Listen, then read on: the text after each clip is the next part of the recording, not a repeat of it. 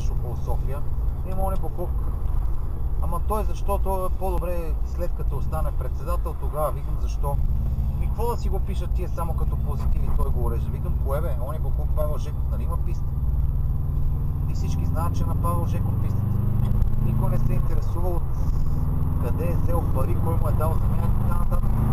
Викам, казах ви, ще възстановим асоциацията. Правим го на асоциацията на пилотите, примерно с общината. Правим си едно трасенце, за един ден ще го направим. На глава Булгар строим машините са тук. Само ще минат 5 км по околовръсто ще ги пратят.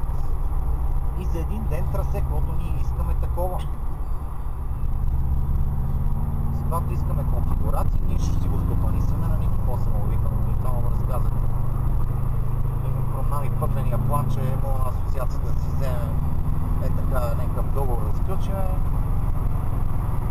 И той нещо първо каза, звъна ми телефона, той викам, защо си против на асоциацията това бе? И каза съм против на асоциацията. Виках, много ти е хубава идеята, даже аз интересе съм намерил, знам къде е Ники. И ще мога да се взема от общината.